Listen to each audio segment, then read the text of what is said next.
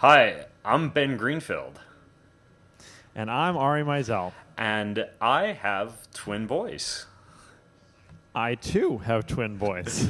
And the reason that you are hearing both Ari and myself, Ben, in this special podcast episode is that we decided we want to bring you our top tips for parenting.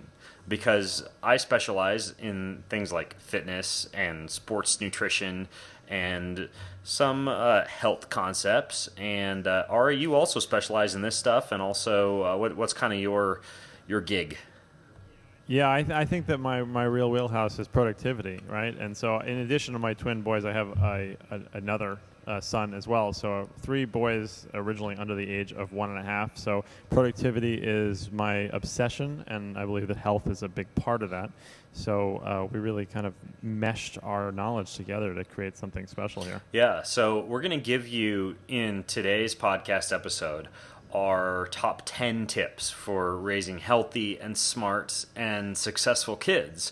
And we're also going to give you something at the end of this podcast episode that you're only going to get if you listen to the podcast episode or incidentally watch the video, because we are putting a video recording of this up on YouTube. So if you're watching this on video, I am sitting here wearing my dorky stalker-like blue light blocking glasses and sitting in my mom's coffee shop / pub in Moscow, Idaho, with a dartboard behind me. And I believe Ari's, is that a prison that you're in, Ari?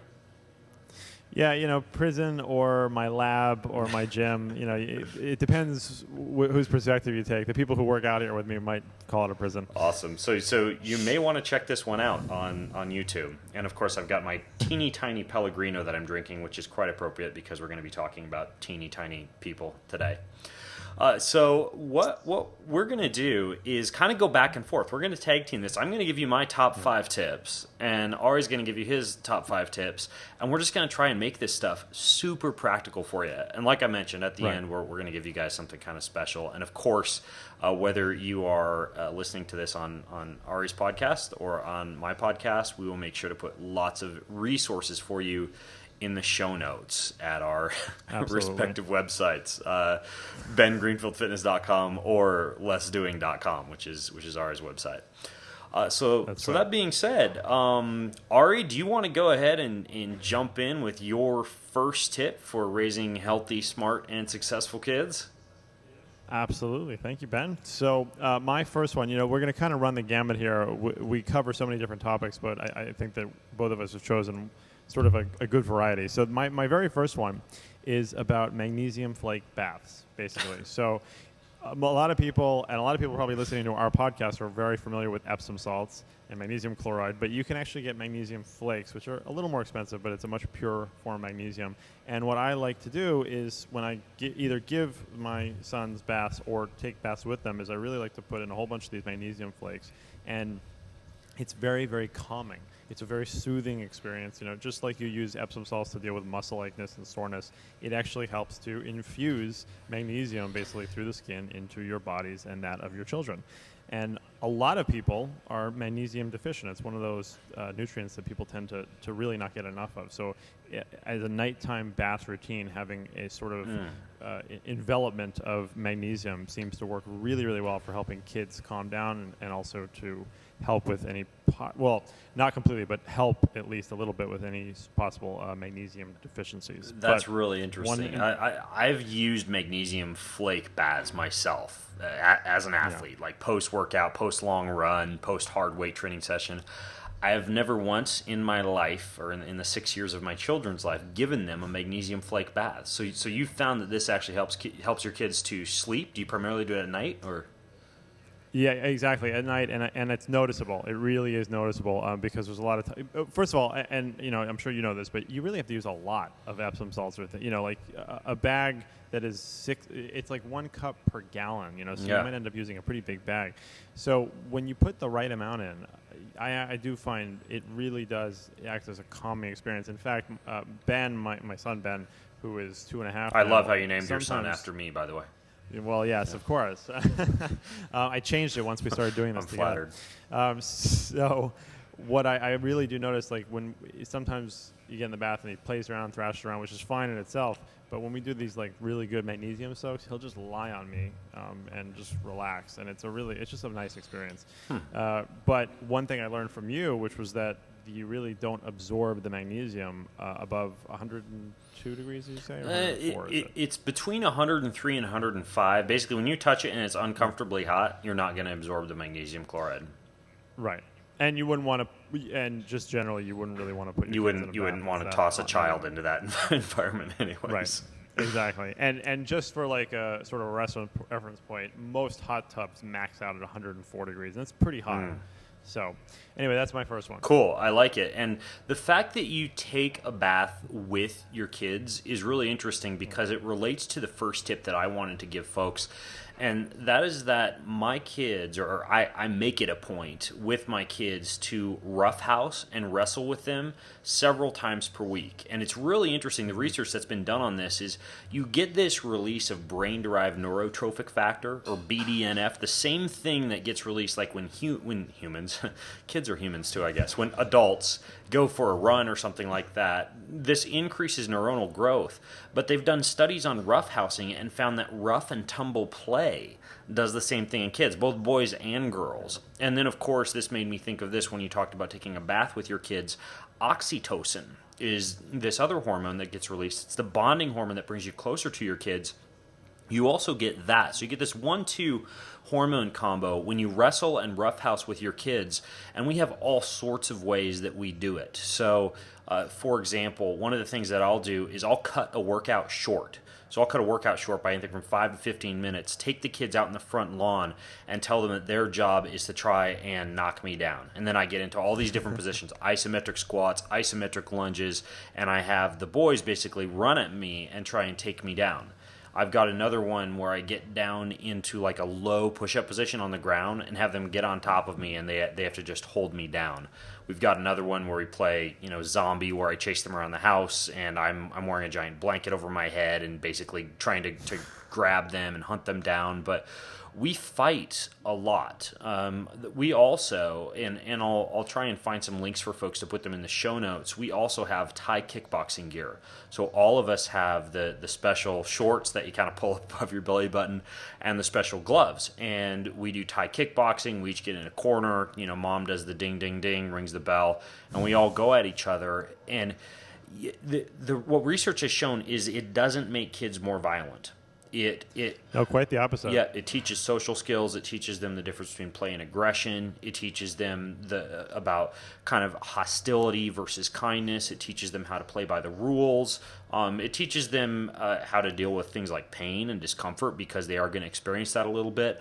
But if you aren't currently kind of going out of your way to wrestle around with your kids, even if your kids are a little bit older, I would make it a point. There's a reason that I'm picking the things that I'm picking in today's podcast. This is one of the more powerful things that I've seen in terms of both research as well as personal experience to really bring you closer and to advance the development of both boys and girls. So roughhousing / wrestling / rough and tumble play.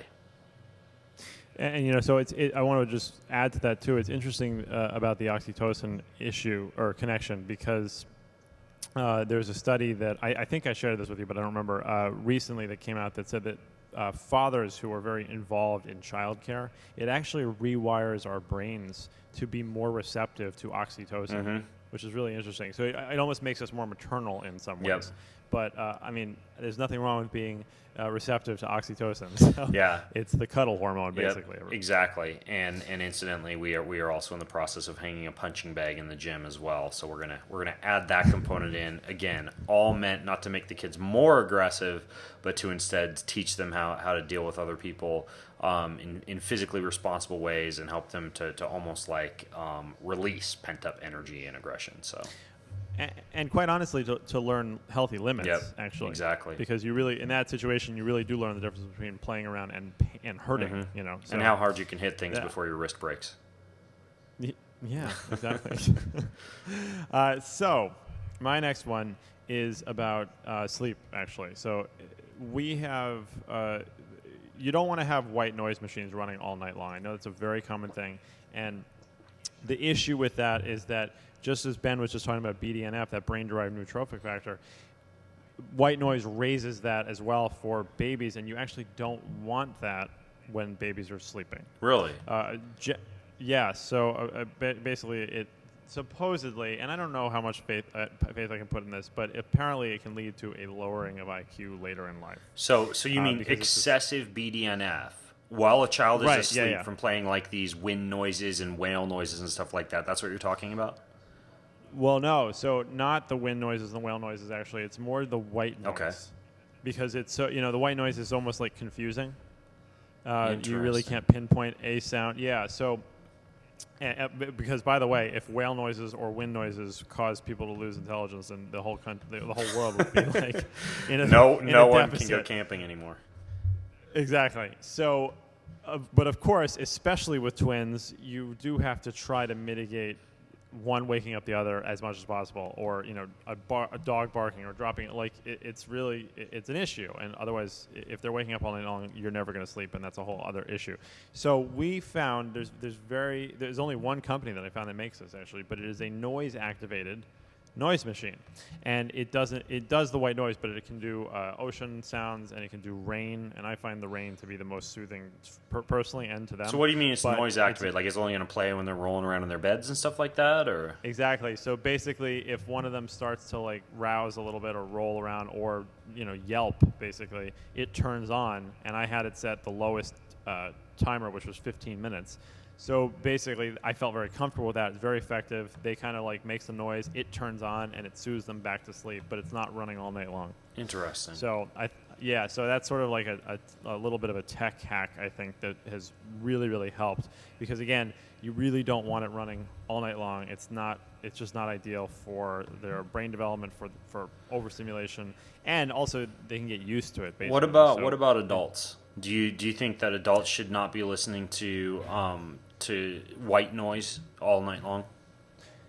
No. So for adults, it's completely opposite, basically. For adults, it drowns out that issue, or it drowns everything out, and it actually does have that sort of calming effect. And it's almost like because of that confusion that happens because of the noise, it's basically signaling your brain that it's okay to just sort of like let go and give in. Interestingly enough, and this is completely unrelated, but since we like to talk about health anyway, there's this test, and I forgot the name of it, but basically you put on white noise, and then you take a ping pong ball and cut it in half and put one half over each eyeball, so it's sort of like a diffused white light. And apparently that will cause visual and auditory hallucinations within about 15 minutes. You put a ping pong ball over both your eyes, and you play white noise, and it causes visual hallucinations? And auditory, and it's half a ping pong. So you're cutting it in half. So you're basically making like goggles out of the ping pong. So it's essentially sensory deprivation is what you're doing, and your brain fills in the gaps. And people have reported like unicorns jumping around and colorful rainbows and all sorts of stuff. Don't do that to your kids, people. Don't do that to your kids. Absolutely not. But if you had a really bad night, you maybe want to do that to yourself. I'm gonna try this. This is interesting. Okay, I'm gonna pull a total 180 here and talk about something that we use quite a bit in our house because we like to make sure that our kids' blood sugar levels are stabilized. I've personally done genetic testing. I know I'm at higher than normal risk for type 2 diabetes. I've seen my mom's lab results. She's got blood sugar levels that are through the roof. Sorry, Mom, if you're listening in. Both of her parents had type 2 diabetes. So we're really careful with sugar in our house. And we use coconut quite a bit. And three of kind of the go-to things that we make as almost like desserts for the kids that have fats that slow down the sugar release, but that also have less sugar in them than the typical desserts that you might buy at the grocery store when you're making them yourself. One is coconut popsicles. And these actually have gelatin in them, which is really good for a kid's bones and joints and also their stomach. And it's very easy. You just need a normal popsicle mold, and then you get a can of full-fat coconut milk. So we use a BPA-free coconut milk, a brand called Native Forest is what we use. You get a can of coconut milk, and you mix that with about a tablespoon or two of what we use is a real organic maple syrup. So it's still a relatively nutrient-dense sweetener. There's not a lot of it in there. That just gives a little bit of sweetness. And that's for, I believe it's an 8 popsicle mold. It might even be a 12 popsicle mold. I don't remember, but it's not that much maple syrup. Okay, a couple tablespoons of maple syrup, about a tablespoon of regular, like real vanilla extract. You put about a tablespoon of shredded coconut flakes. We use Bob's Red Mill. We just buy this off Amazon. Bob's Red Mill shredded coconut flakes, and then 2 tablespoons of gelatin. So you can use like Great Lakes gelatin. Bernard Jensen is another brand, and all you do is you just mix all that together, and you pour it into the mold, and then you throw it in the freezer. And this makes these really tasty coconut popsicles that the kids love. So that's one thing that we do with coconuts. The other thing that we'll do is a coconut ice cream, and it's very, very easy to make a basic coconut ice cream. It's actually, I say coconut ice cream, but it's more like this coconut chocolatey pudding type of stuff that we put in the freezer and freeze. Basically, all you do is you blend an avocado with some coconut milk to desired texture, a little bit of dark cacao powder, some cinnamon, some vanilla extract, and then if you want, you can throw about half a banana in there. And you just blend all that up. And you can eat it right away as a pudding, or you can put it in the freezer, and it literally tastes just like chocolate pudding. And if you freeze it, it tastes like chocolate avocado coconut ice cream. Okay, so that's number 2. And then the last thing that we do with coconuts is my wife makes coconut macaroons. And these are really good. What you do is you mix a couple of eggs and a little bit of honey into like a mixing bowl, and you can put a little bit of salt in there, and then you stir in a bunch of coconut flakes or shredded coconut, 1 to 2 cups of that, and then you just chill all of that in the refrigerator, and this makes like this coconut flake batter. And basically you can take that batter and you form it into these little macaroon shapes, and you just bake that in the oven for about 10 minutes. Put it in the oven about 350, you bake it, the macaroons turn golden brown, and they're not super sweet, and the kids love them. So I'll put recipes to all 3 of those in the show notes for folks, but we are big fans of coconut flakes, shredded coconut, coconut milk, as ways to make like tasty little treats for the kids that slow down the release of sugars and that are also chock full of healthy fats. Yeah, and those all sound really delicious. I like them too, actually. Usually the chocolate of all the ones I just described, the one that's the least sweet is the chocolate avocado pudding stuff. And I'll make that, leave the banana out, and it pretty much has no sweetener whatsoever. You can put a little stevia in there if you want. And I like that as just like a way, like I can stay in ketosis eating that. So really good stuff. Yeah, I know you like your stevia. That's right.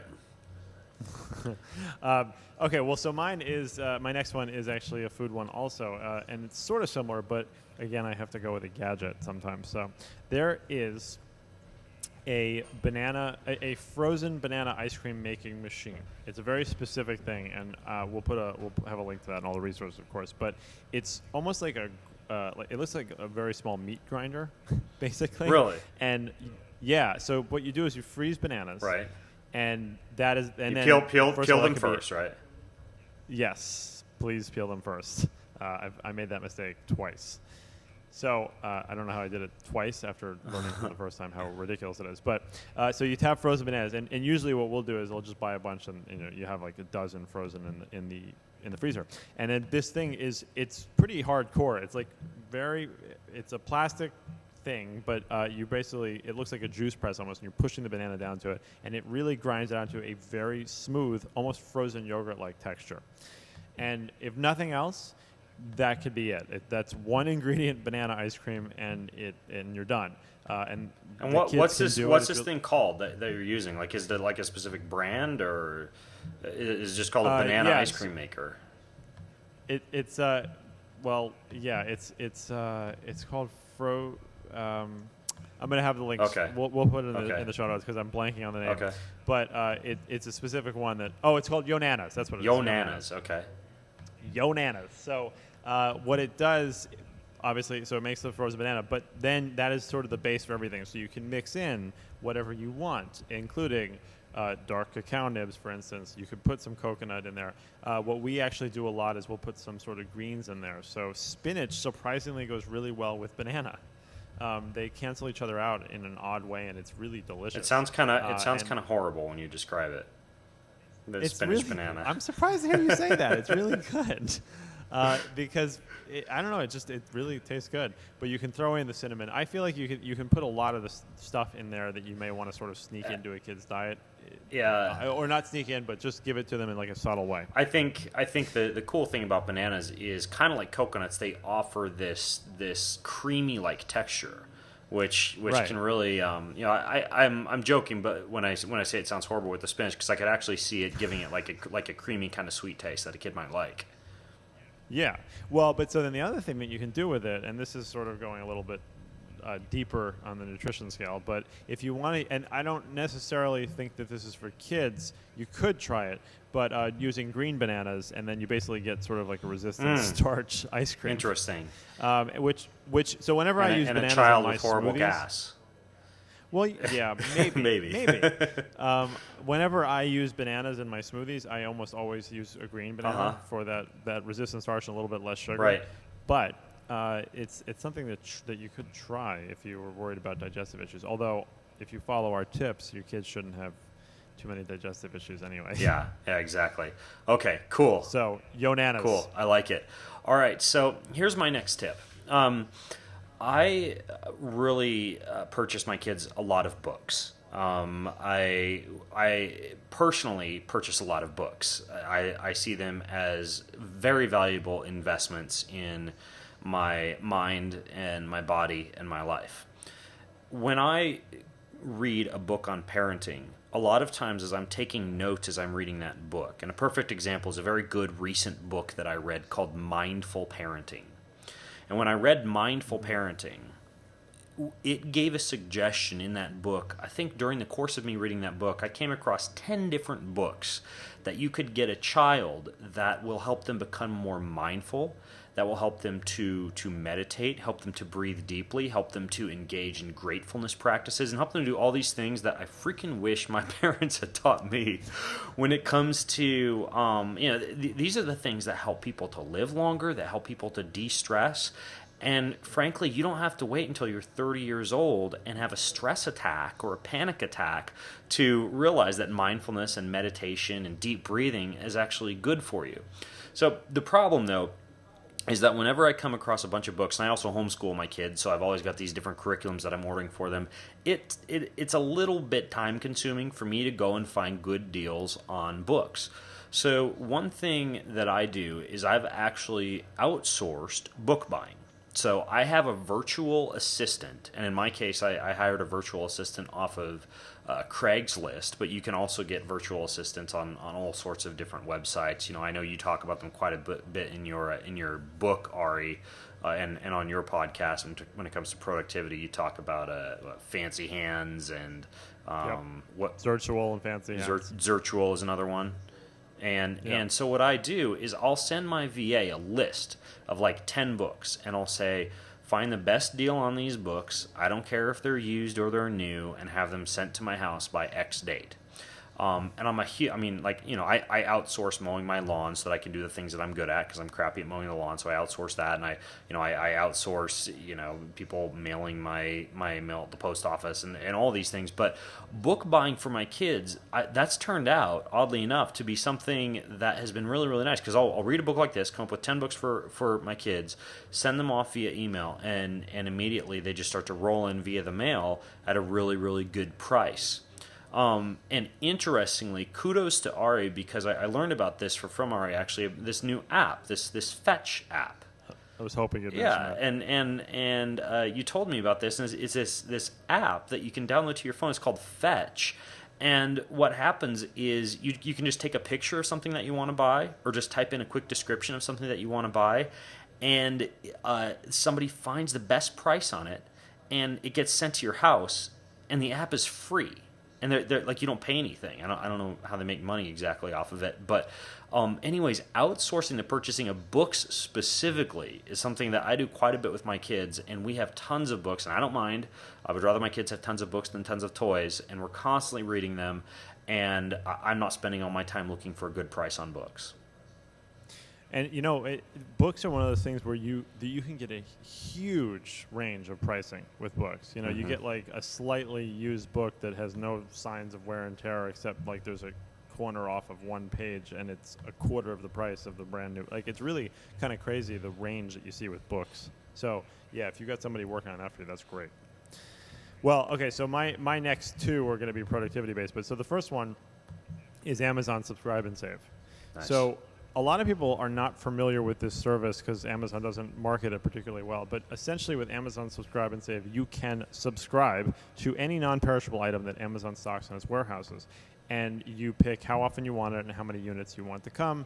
They give you a week's notice, and you can cancel anytime. You get an immediate 15% discount, and you can get extra deliveries whenever you want.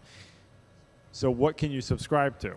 Well, so in the last 4 years, I'd say, my wife and I have not had to shop for things like paper towels, diapers, dog food, batteries, toothbrushes, toothpaste. They have such a wide variety of products now. All cleaning supplies for our house, and they have lots of organic options, green cleaning products. Amazon really stocks a lot of great stuff. And the thing is, you don't have to think about this stuff anymore. We've literally saved thousands of hours and thousands of dollars by doing this, because not only do we not have to worry about when we go to the store and forgetting something that we thought we needed, but we also don't have to come back from the store and having bought something that we already had and didn't need either. It's just a real waste of time. And then the other side of it is that things that have a timing associated with them, for instance, we don't have one of these anymore, but having a Brita water filter that you have to change every 60 days, why set a reminder that you then have to get reminded, then go get it, and then do the thing? Why not just have it show up every 2 months? Yeah. You're supposed to replace your toothbrush every 3 months. So I don't even think about it. Every 3 months, we get an order of toothbrushes in the mail, and it's like, oh, okay, throw out the old ones or recycle the old ones and take the new ones. So it's just a huge stress reliever, time saver, and money saver, honestly. Yeah, Amazon Subscribe a couple of the things that I've already mentioned we have on Subscribe and Save. Coconut milk, BPA-free coconut milk. I've got that on Subscribe and Save. I've got Bob's Red Mill coconut flakes on Subscribe and Save. I've got. Oh, they have all of Bob's Red Mill stuff. Yeah, it's pretty cool. So if you haven't yet tapped into Amazon Subscribe and Save, I totally agree. So go ahead. I want to add one other thing actually about that I forgot. The newest Amazon app has a search function called Flow. Have you seen this? No. Okay, so you've always used to be able to scan a barcode with the Amazon app, and they actually got into kind of a lot of controversy about this because they were stealing business from places.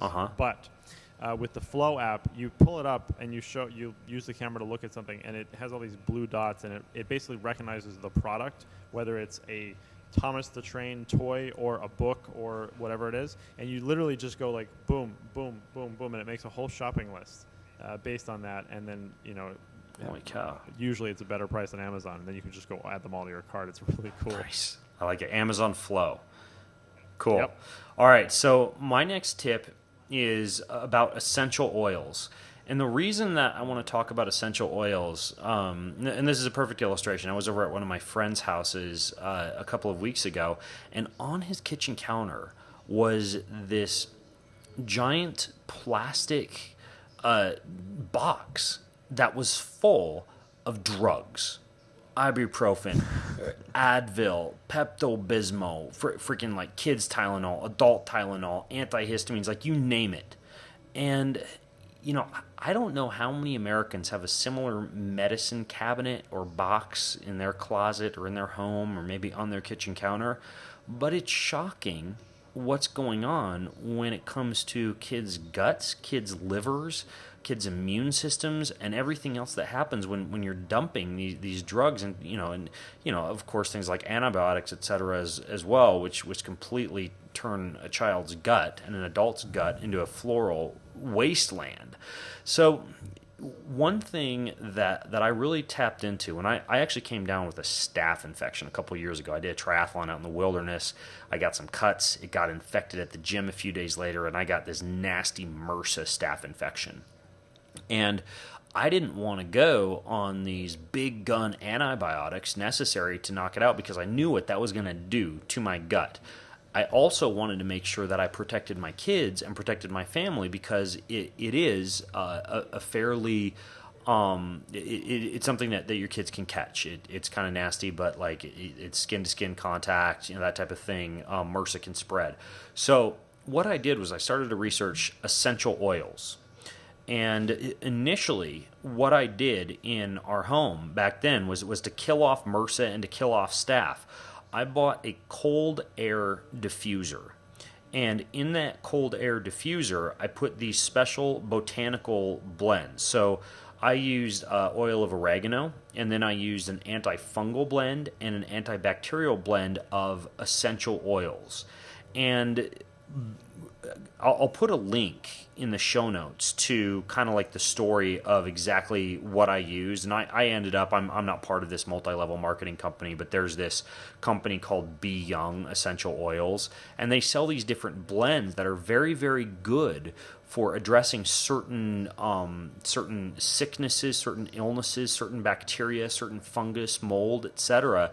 And it's amazing that when you take a plant extract and you concentrate it into an oil, how effective that can be and how safe that can be for either topical or diluted oral use. So in our house, some of the big ones that we use lavender oil to help with sleep. And that's something that you can put on a kid's pillow. When our kids were babies, my wife actually made these little lavender oil pillows. We use oil of oregano to help with fungal and bacterial issues, and we also use that as a household cleaner. We have another blend of essential oils called Thieves Essential Blend, and that's a blend of cloves and rosemary and basically a bunch of these ingredients that are very, very good as antibacterials, antifungals. They can be put in a cold air diffuser when somebody's sick in the house. They can also be used orally, like in a glass of water. But if you as a mother or a father have not yet started to tap into essential oils or educate yourself on the use of essential oils as an alternative to common medicines, then you're really missing out on a huge, huge part of what the planet Earth has to offer us when it comes to health. So essential oil blends are really important. So we basically, we go to either this Be Young website to get essential oils. There's another really good website that sells certified organic essential oils called Mountain Rose Herbs. And both of those websites have really good resources on them that help to educate you on which essential oils are good for what. But I would recommend that you go to those websites, that you start to outfit your house. And if you open the pantry, or not the pantry, it's the hallway closet, the linen closet in our house, we literally have this plastic container, kind of like the one at my friend's house, except it's not full of pharmaceuticals and drugs. It's just full of about 20 different bottles of different blends and different essential oil extracts. And those are incredibly powerful for a wide variety of conditions. And I highly recommend that if you've got kids, that those form the crux of your health treatments rather than drugs. Yeah, I can't second that enough. I mean, and actually, I really like this company called Eden's Garden, and they have over 140 different oils. I mean, it's just kind of shocking, actually. You said that one was called Eden's Gardens? Eden's Garden, and they're therapeutic grade essential oils, and my wife really got into that too. I personally love eucalyptus oil for any time I get like stuffy or anything. Eucalyptus oil is great, but it's pretty amazing. There's a lot that you've probably heard of, and there's way more beyond that you haven't heard of. And as Ben was saying, there's blends that these companies make that just magnify the power of these things. Yep. It's pretty incredible. Absolutely. And by the way, too, that I didn't mention, kids get warts. It happens. Lemon oil is awesome for warts. It'll knock out a wart in literally like 3 days. You just put lemon oil on it in the morning and at night, and it makes kids' warts disappear. And then another one that's really, really good if you as a parent have like bacteria, yeast, fungus, overgrowth, that type of thing, peppermint oil in a glass of water a few times a day is super effective. So I'm kind of geeking out on oils right now and studying them more, and I'm a huge, huge fan of these. Well, and I know this is going to touch on another topic that you like, but have you tried lemon balm? Lemon balm is like a topical? I have not. No. Well, I have not. Okay, well, so lemon balm, first of all, has nothing to do with lemon. It's actually more of like a mint, but it's actually got nootropic factors to it. It's supposed to be very. I mean, it is very helpful actually for calming anxiety and stress to some extent. But it actually has memory improving qualities to it. You can have it as a tea. Interesting. So lemon balm, is this something that you can just purchase like on Amazon or something like that? Huh. Yeah, totally. I'll have to look into this. You can get lemon balm tea, and even one of the blends that On It Labs makes has lemon balm in it. Huh. It's really interesting, and there's really good evidence actually about its memory enhancing effects. Interesting. So. Okay, cool. Man, the show notes are going to be golden today for folks because I think I've got 20 things written down already to look into myself. Well, we're hitting so many other topics. So all right. So my last one is two websites which are very similar. Actually, they're identical, but they work with different services. So one of them is called IFTTT, and the other one is called Zapier. And IFTTT stands for if this, then that. And as I said, they're both identical services. But what they do is there's a trigger and an action. And what I mean is that you have, with IFTTT, there's like 90 different web services or so, and a lot more consumer-based stuff. And on Zapier, there's more of the business side things. So with IFTTT, you'll see things like Twitter and Facebook, Google Docs, Google Calendar, Dropbox, that kind of stuff. Mm-hmm. And then with Zapier, you're going to see more of the Harvest invoice tracking and Salesforce and Yammer and those kinds of things, which, depending on what you're doing, they're both very useful. Okay. But IFTTT is free, and you can create these automations that it's the kind of thing that you'll find yourself saying, "Oh, but that just takes me a minute to do that." I do that. It just takes a minute.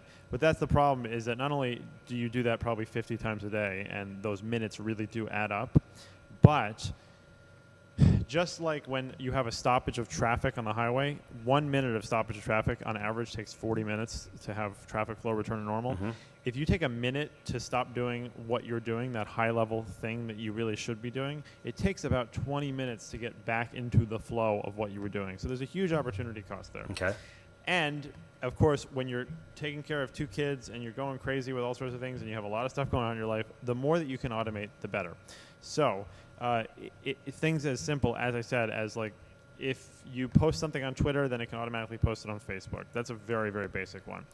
You can get weather alerts, very specific weather alerts. You can it actually integrates with the Philips Hue light bulbs that can do color changing, the Nest thermostat, so you can change temperatures. Personally, I have an alert that's set up that if the temperature gets to a certain we're very not conservative, but eco-friendly about using our air conditioning and heating. Mm-hmm. So I have these alerts set up so that if the temperature gets too high or too low in the kids' bedrooms, I get a text message immediately. Really? Which is just one of those things that you can act upon really quickly. There's the Belkin Wemo switches, which is it's a Wi-Fi controlled light switch, and we have that at our front door. Okay. And it's a basic light switch. It'll turn on and off the light, obviously, but if you hook it up with IFTTT, first of all, you can use it still to do the basic stuff, but if you hold the switch for 2 seconds, that's a different trigger. So in my case, if I hold the switch for 2 seconds, it sets the temperature in all the boys' rooms for basically sleeping temperature, so 68, 69 degrees. It can change all of their lights to a nice low reddish light, which is not going to affect their sleep, and all of that just from pushing one button. Wow. And again, it's like these things are you might say like, oh, well, what's the point? That's kind of superfluous, but it really does add up and save you a lot of time, and it's just great. So there's the personal stuff there, of course, but then you can use this in your business as well, because as far as I'm concerned, if you can save a minute anywhere in your day, it'll add up and it will make you more effective and allow you to focus more on the things you want to do. So this is one of those things that's like a secret weapon that can just get so much stuff that you do on a daily basis out of your hands and out of your life. You're like George Jetson, dude. I know. It's crazy. It's crazy. Okay, so I have to take a breath now. Before I give my last tip, let me remind you that once we finish up, we're going to be giving you guys this pretty cool thing that again, nobody except for the people who hang around for the end of the podcast are going to get to grab. So, and you will, if you have kids, you're going to dig this. Okay, so my last tip is, and this is going to sound really simple, but let me give you specifics. I work out with my kids a lot. As recently as this morning, we were practicing on the monkey bars at the park up by the house. Now, some of the things that I do with my kids, for example, we go to a park with soccer balls and frisbees. And the way that it works is they practice their soccer ball kicks. So they'll kick the soccer ball. They'll both kick. And what I have to do is I'm standing behind them. As soon as they both kick, I have to sprint and retrieve one soccer ball, sprint and bring it back, sprint and grab the other soccer ball, bring it back, and then we all do 5 burpees together. And we'll do the same thing with frisbees as well, awesome. where one of them will throw a frisbee.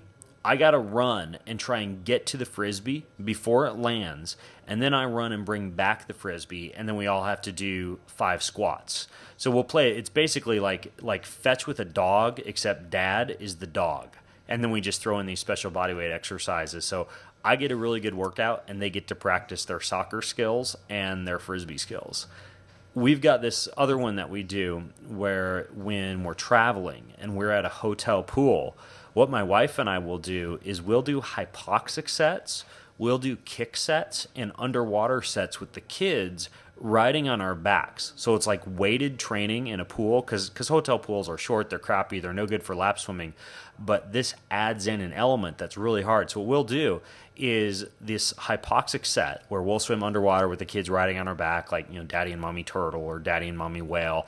And then when we get to the end of the pool, we do pullouts. So we'll do pullouts with the kids on our back and then go back, hypoxic. And then we'll get out of the pool and we'll do some other things like, crocodile crawls with the kids on our backs and push-ups with the kids on our backs. And we do overhead presses with the squats as we push the kids. But basically, using your kids as resistance, and specifically using your kids as resistance in the pool, because I know we have a lot of like triathletes and stuff who listen in.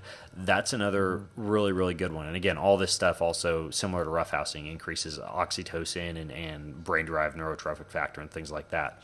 The other thing that I'll do is, since I'm out in my garage a lot of the time doing things like kettlebell swings and medicine ball slams, both of my kids have a mini kettlebell and a mini medicine ball. And you can just get these off of Amazon or wherever. So when I'm doing those exercises, they know that it's total free reign. They can come out and they see me doing it. They know, like my kids have been doing kettlebell swings since they were 3 years old. And they see dad doing it, and they have their own equipment. If your kids don't have this equipment, they're not going to do it. But if you just kind of add a few little kid things to your home gym, and your kids see you doing something, the cool thing is that as a kid sees their parents exercise, they themselves, and research has proven this, are more likely to be physically fit and active. It simply hits this switch in them. And I've found that as my kids get older, they are more and more excited to come and join with me in my workouts. Then I'll give you one more that I do with my kids. I take them on hikes, but I can hike way faster than a 6-year-old can. So I've got a 50-pound weighted vest and a elevation training mask that I wear. So it's like my kids love it. It's like hiking with Bane from Batman. Yeah, exactly. But I'll take them on a hike. I get a killer workout. And my kids like it because they're getting to hike. They're getting to be in nature. They're with dad. And I, of course, am just getting killed trying to keep up with them. And I'll even make it harder by picking them up when they get tired and letting them take turns riding on my back or having me carry them over my head like a weighted sandbag. But basically what I'm getting at here is that the sky's the limit when it comes to working out with your kids. And there are some people that think that kids are a barrier to working out. They want to get everything done in the morning before their kids get out of bed or at night after their kids go to bed. But I've found that I've been able to spend a great deal of quality time with my kids and get myself very fit in the process. So, everything from double jogging strollers to bike trailers to any of the other tips that I just gave you, I highly recommend that folks work those in and work out with your kids. I pulled all 3 kids 3 miles today in a radio flyer wagon, and that was interesting. Yeah, it's tough hauling kids. We had the double bicycle stroller for a while, so it was really tough. And I remember my kids, like I don't drag them in that anymore, just because they're too big for it now. But they used to just shout at us as we were going up hills, go, go, go, faster, faster. And it was like having these tiny little mini bald personal trainers in the back of your bike trailer. So yeah, those are. Shall we give folks a recap of our tips? Yeah, perfect. So you want to start or maybe go for it. All right, so my 5 tips were the magnesium flake baths, so that's really calming to your kids and gives them that nice sort of rush of magnesium. The noise-activated noise machine, so that you're not getting white noise running all night, and you still get sort of the soothing effects and the sound masking effects that you get from those machines. The banana ice cream maker from Yananas that becomes a base for all sorts of stuff. The Amazon Subscribe and Save service, so you can subscribe to all those different products that you might otherwise have to spend time buying. And then the last one was those 2 websites, IFTTT and Zapier, which will help to automate an enormous amount of the things that you do on a regular basis for your family and your business. Sweet. And my 5 tips are Roughhouse, Wrestle, and Rough and Tumble. Use coconuts and coconut products frequently for your kids, especially for desserts. Outsource and get your kids a lot of books by outsourcing book purchases. Use essential oils and educate yourself on them, and we'll put all these resources in the show notes for you. And then work out with your kids. So there you go. Those are awesome. So the moment everyone's been waiting for. Here we go. Yes. So Ari and I, for the past 3 months, have been working on a brand new online curriculum called Double Dad, the Twin Dad's Ultimate Guide to Raising Healthy and Smart Twins. And in this guide, kind of like what you just listened into today, but we go into everything. We go into how to bulletproof your kid's immune system, to sleeping tips, to holistic nutrition, to tons more. Ari's like a genius with these productivity and money-saving hacks. I've honestly learned a ton from him the past 3 months just recording these videos and audios and transcripts that we're doing.